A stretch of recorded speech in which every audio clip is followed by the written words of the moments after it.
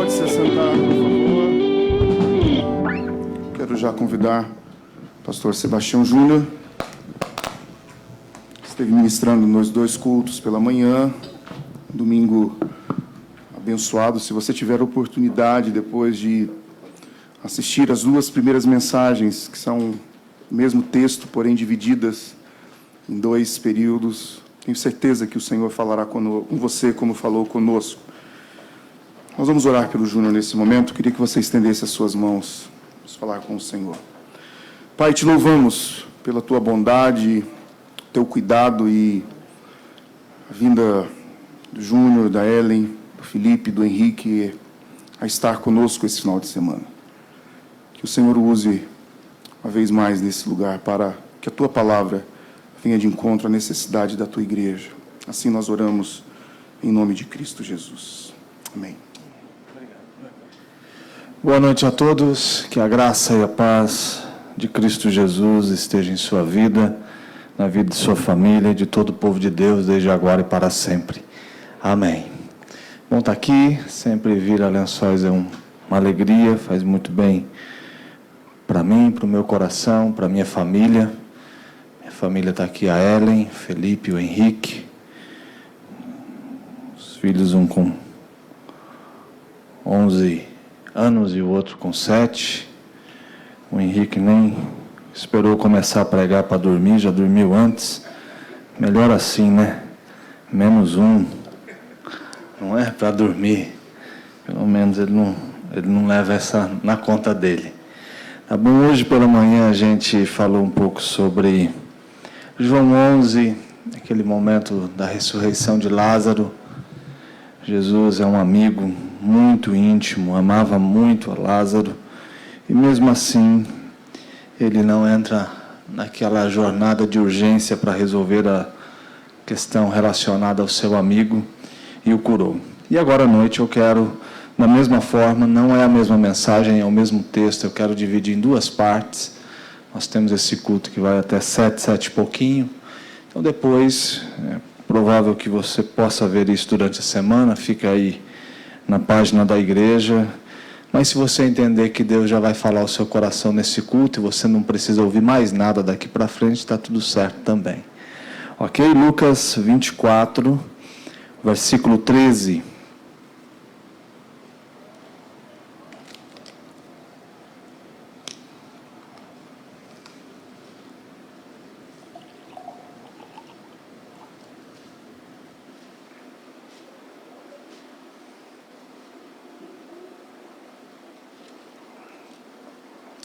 Lucas 24, 13, os discípulos no caminho de Emaús. Naquele mesmo dia, 2 deles estavam de caminho para uma aldeia chamada Emaús, distante de Jerusalém, 60 estádios. Iam conversando a respeito de todas as coisas sucedidas. Aconteceu que, enquanto conversavam e discutiam, o próprio Jesus se aproximou e ia com eles. Os seus olhos, porém, estavam como que impedidos de o reconhecer. Então lhes perguntou Jesus: que é isso que vos preocupa? E de que ides tratando à medida que caminhais? E eles pararam entristecidos. Um, porém, chamado Cleopas, respondeu dizendo: és o único, porventura, que, tendo estado em Jerusalém, ignoras as ocorrências desses últimos dias? Ele lhes perguntou: quais? E explicaram o que aconteceu a Jesus, o Nazareno, que era varão, profeta, poderoso em obras e palavras diante de Deus e de todo o povo. E como os principais sacerdotes e as nossas autoridades o entregaram para ser condenado à morte e o crucificaram. Ora, nós esperávamos que fosse ele que havia de redimir a Israel.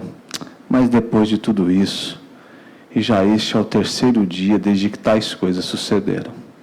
É verdade também que algumas mulheres das que conosco estavam nos surpreenderam, tendo ido de madrugada ao túmulo e não achando o corpo de Jesus, voltaram dizendo terem tido uma visão de anjos, os quais afirmam que ele vive.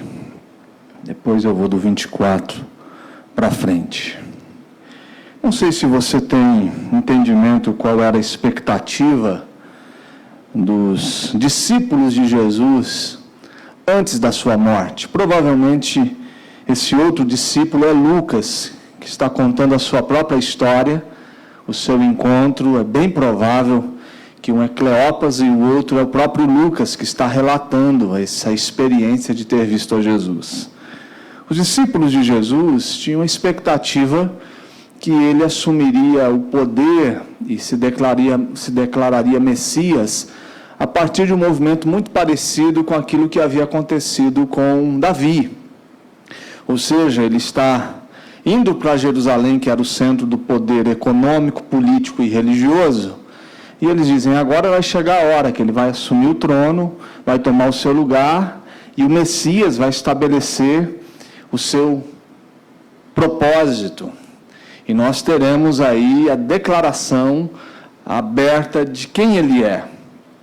Em todo o tempo, você vai vendo Jesus trabalhando esse entendimento equivocado da sua missão com os discípulos. Marcos, um dos seus objetivos ao escrever o Evangelho é mostrar como os discípulos tiveram uma fé tardia, como eles demoraram para entender. Como Jesus, em determinado momento, já para o final do Evangelho de Marcos, ele para de falar com a multidão, para de falar com as pessoas e dedica um tempo específico ao discipulado, para que eles tenham a consciência de tudo aquilo que vai acontecer. Mas à medida que ele vai dizendo o que vai acontecer, eles estão dizendo, isso não. O próprio Pedro, quando ele diz, eu vou morrer, minha vida vai ser entregue, ele diz, não, jamais isso vai acontecer. Mas se isso acontecer, eu estou com você lá, eu estou dentro disso, eu morro junto. E ele fala da sua missão, ao mesmo tempo os discípulos se opõem. Então o quadro não está muito claro para os discípulos, mesmo vivendo, percebendo, eles estão entendendo que existe alguma coisa acontecendo por intermédio de Jesus, as profecias estão se cumprindo, os milagres estão acontecendo, o reino de Deus está se estabelecendo naquele instante histórico, mas mesmo assim, eles não têm muito claro o que ou como todo esse processo de redenção vai se estabelecer a partir do Messias. Mesmo os profetas anunciando, o Antigo Testamento apontando, isso não está claro. E esse texto é uma demonstração disso. É o domingo pela manhã, depois de uma sexta-feira extremamente difícil, onde de maneira vulnerável, colocando-se nas mãos de soldados romanos, parecendo sem força alguma, um Cristo fragilizado, que as pessoas escondiam o rosto, se permite ser conduzido a uma cruz, ser crucificado, e não reage diante disso, ele é provocado. Alguns dizem, dá ordem aos anjos, ao seu respeito, para que te salvem. Ele é ironizado, há um sarcasmo na crucificação, há uma ironia daqueles incrédulos. Alguns estão olhando para tudo aquilo e estão dizendo, verdadeiramente este era o Filho de Deus. A sexta-feira é terrível para os seguidores de Jesus. O sábado é aquele dia cinza, aquele dia onde parece que era somente um sonho, um pesadelo. Ele sumiu de cena, não existe mais, e as suas promessas, a sua caminhada, para onde foi? O que vai ser da vida daqueles pescadores de homens que deixaram as suas redes, deixaram a sua vida e passaram a segui-lo? Como vai ser a vida sem ele? Como explicar a sua morte? E o domingo pela manhã é o dia da saudade, onde o coração está apertado. Alguns não resistem e vão para o túmulo para ver como ele está, levar algumas flores, matar a saudade. É o jeito que a gente aprendeu para lidar com a saudade, com o luto e com a morte das pessoas que amamos. Parece que isso conforta, parece que isso faz muito bem para a gente. Não tem ninguém lá, não tem um coração batendo, não existe uma vida, não há uma resposta diante de um túmulo frio, mas a gente se torna alguém que fica consolado com essa ideia de ir até esse lugar. Algumas mulheres vão até lá e elas têm aí a experiência de ver esse túmulo vazio, uma declaração do próprio Cristo dizendo que ele ressuscitou. Elas confundem ele, se é um anjo, se é ele mesmo, mas todo esse mistério da ressurreição agora está cercando a vida dos discípulos, dos seguidores de Jesus. E esses discípulos agora estão caminhando. E a conversa, a pauta é o acontecimento de sexta-feira. Eles estão dizendo, quem sabe, daqueles belos dias, como foi precioso. Quem sabe, na conversa dos dois, estavam os relatos dos milagres, das curas, das suas palavras. Um monte de ponto de interrogação, de dúvida toma conta da mente e do coração desses discípulos. Eles estão agora perplexos, imaginando o que vai ser do nosso futuro. E de forma misteriosa ele se aproxima. Ele chega do lado, estica o ouvido. E como se fosse um homem curioso, pergunta: e aí, gente? Qual é a pauta? Sobre o que vocês estão falando? Qual é o assunto da conversa de vocês? Por que esses olhos tristes? Por que esse coração apertado? Aí eles, pasmos, olham para aquele homem que aparece, que cruza a estrada, que cruza o caminho. E eles dizem: você estava onde? Estava em outro planeta? Chegou aqui agora? Por onde você andava ao ponto de você não saber sobre a notícia que está dando em todos os jornais, todo mundo nas esquinas, nas aldeias, no cafezinho está conversando sobre a morte de Jesus. E aí, à medida que eles vão caminhando, Jesus vai interrogando, e o processo dos olhos deles se abrirem para perceber quem é Jesus vai acontecer lá na frente. Mas eu quero parar aqui para trazer algumas aplicações para o nosso coração. E a primeira está no versículo 16. Quando o texto nos fala que os seus olhos, porém, estavam como que impedidos de o reconhecer. O que isso tem a nos dizer? Primeiro, que muitas vezes o assunto do dia, da hora, os últimos acontecimentos na nossa vida, tem o poder de nos fazer impedir quem está caminhando com a gente. Tem hora que a notícia desse dia faz a gente entender que a gente está sozinho. Os nossos olhos parece que se fecham para esse milagre da fé, esse milagre místico da percepção de quem anda conosco. Tem hora que o assunto da semana, o último acontecimento, aquilo que nos pegou de surpresa, o diagnóstico médico, o problema em casa, o assunto do dia é um convite para a sensação de solidão, de ausência de Deus. O assunto do dia não é uma provocação e uma sedução da fé em Cristo que nos leva a mergulhar nessa relação com Ele. O assunto do dia é um convite por uma certa experiência de que Ele já não está perto. Parece que agora a gente perdeu o chão. O assunto do dia está carregado de sentimento de tristeza, de angústia, de lágrimas nos olhos. Quem sabe o assunto do seu dia ou da sua semana faz você entrar e sair de uma reunião como essa, com essa sensação que os seus olhos estão impedidos de reconhecer quem Ele é.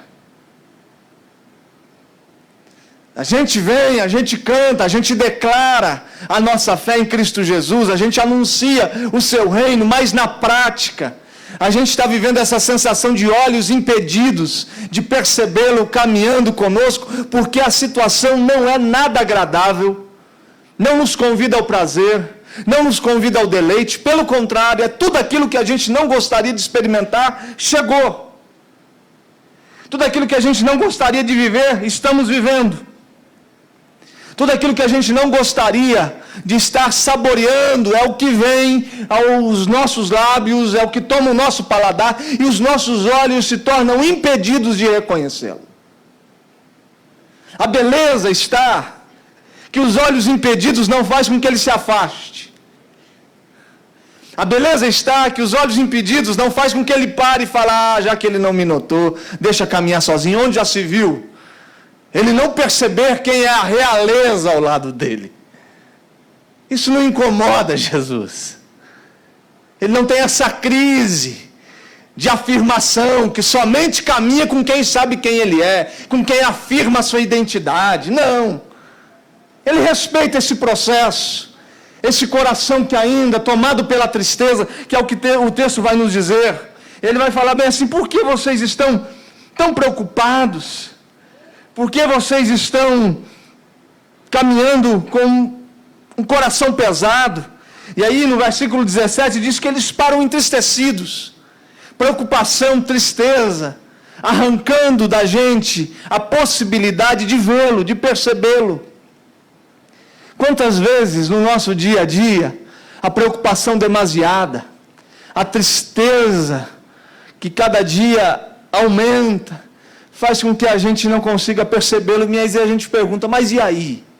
Ele desiste da gente? Ele se afasta? Ele não insiste nessa relação? Não. Ele vai junto.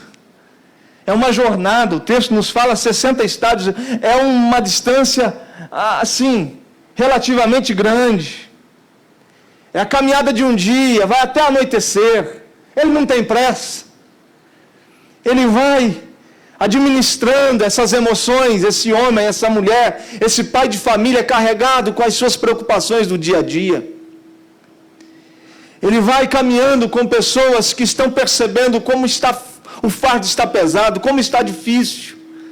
E ele vai dizendo: daqui a pouco os olhos vão se abrir. Daqui a pouco o pão será partido. Daqui a pouco os olhos serão iluminados, o coração será aquecido. Mas enquanto isso não acontece, ele não desiste da gente. Você pode entrar num ambiente como esse e dizer: entrei e saí e não percebi.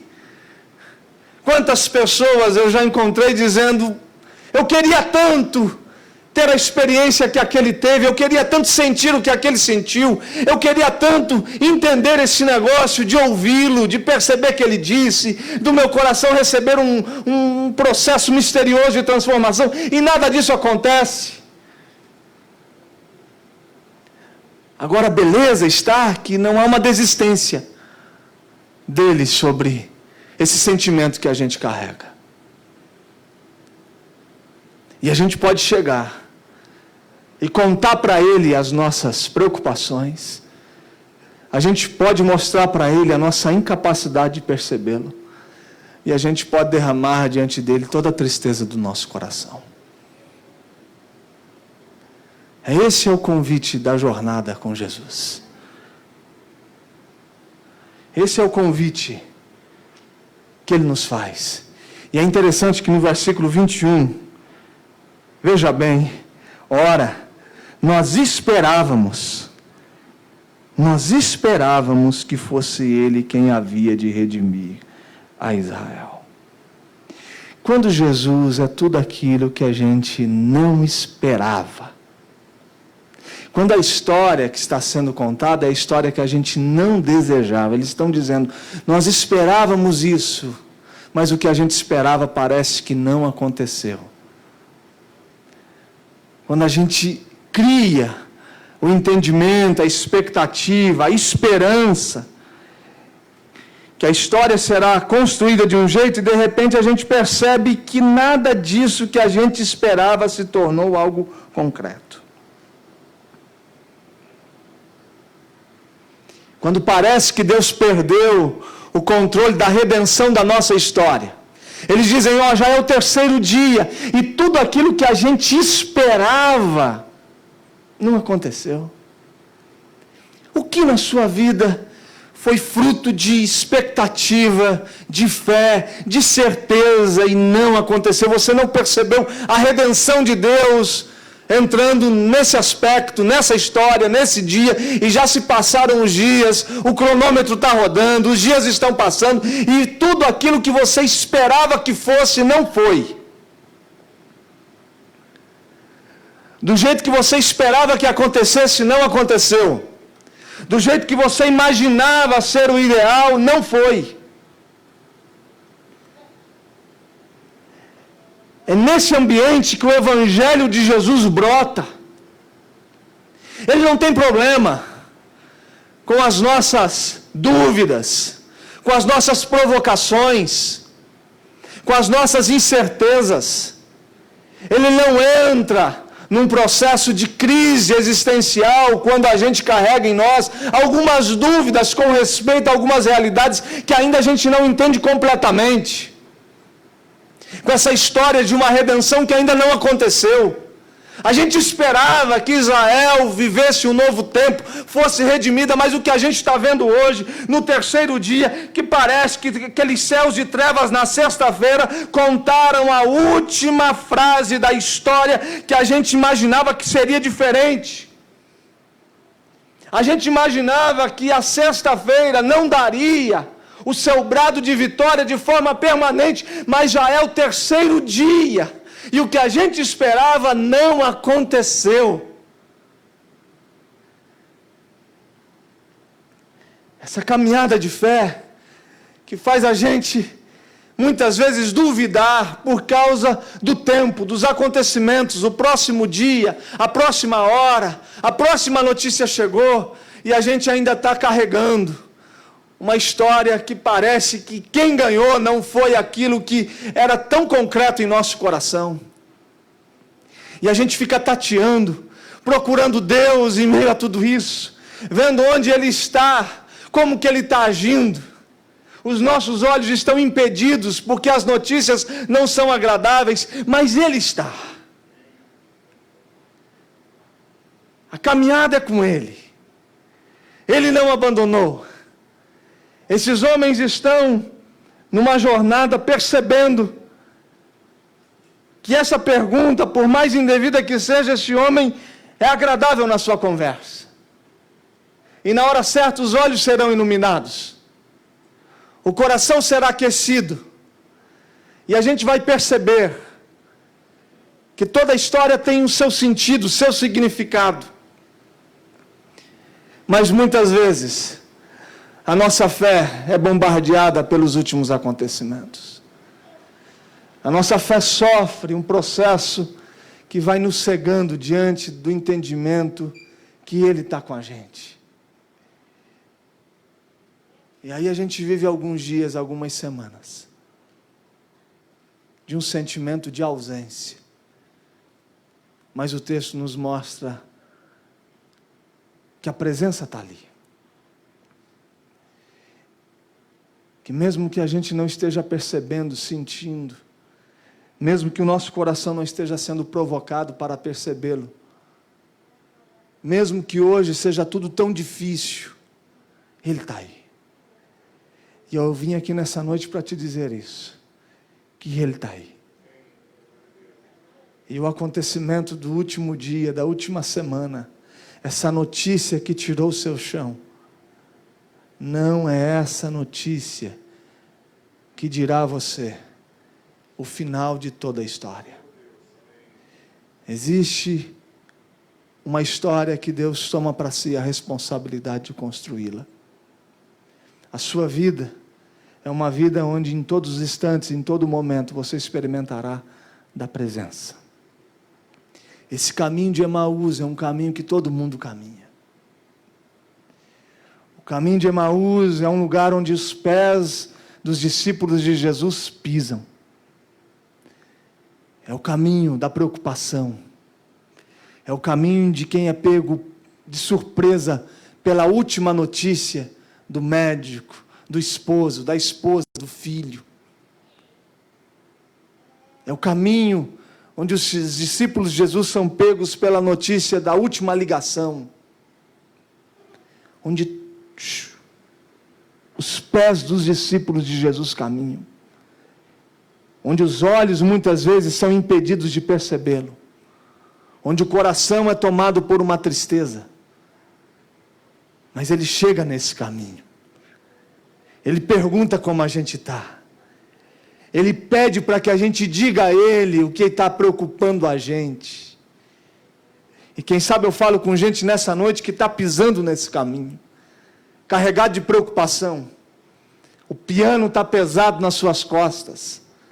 A situação está difícil de se você lidar, de você controlar.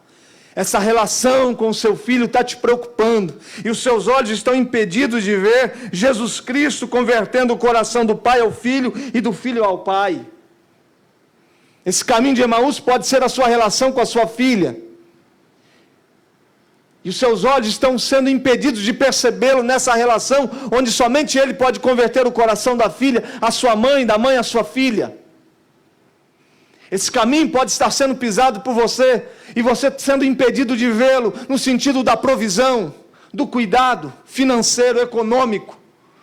E você preocupado com as últimas notícias dos últimos dias, tentando imaginar como vai ser e não conseguindo perceber outra coisa. E você está vivendo esse caminho de Emaús, da dúvida, do medo, da incerteza, de uma história onde ela não está sendo muito clara, e tudo aquilo que você esperava que ele fizesse não está sendo feito.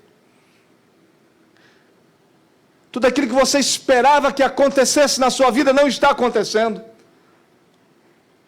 E você chega aqui nessa noite dizendo: e aí? Eu não estou percebendo, eu estou aqui por insistência. Eu estou aqui porque em determinado momento foi algo extraordinário, mas eu estou aqui tentando encontrá-lo diante dos últimos acontecimentos, das notícias que eu tenho recebido. Eu vou para a segunda parte, no segundo culto, mas eu adianto, pelo menos o final.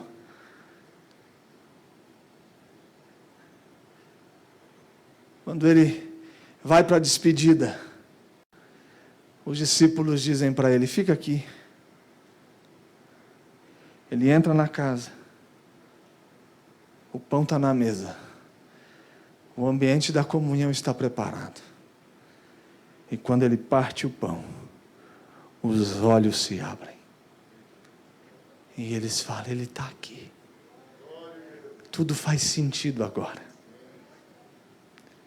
Você que está no caminho de Emaús, com dúvida, preocupação e tristeza. Daqui a pouco a gente vai partir o pão. E a minha oração é que a hora que esse pão for partido e entregue na sua mão, seus olhos se abram. E o seu coração aqueça. E você perceba a presença dele, redimindo a sua história. Amém? Discípulos de Jesus com os pés cansados no caminho de Emaús pelas notícias dos últimos dias. A mesa está aqui, o pão está aqui, e mesmo sem você percebê-lo, ele está aqui. Ele está aqui. O seu coração vai arder. Ele vai tocar em sua vida. E ele vai restaurar, redimir a sua história. Amém? Coloque-se em pé.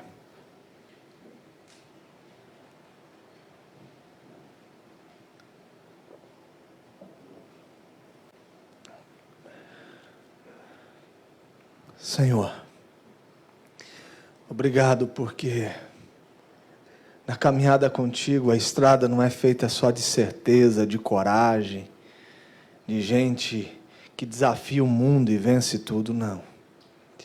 Nesse caminho com o Senhor existe o caminho de Emaús, o caminho onde o coração fica triste, onde a mente é tomada de preocupação, onde a gente é bombardeado pelas últimas notícias que tem o potencial de roubar a nossa fé. Mas obrigado porque mesmo com os olhos impedidos de vê-lo, o Senhor é presente.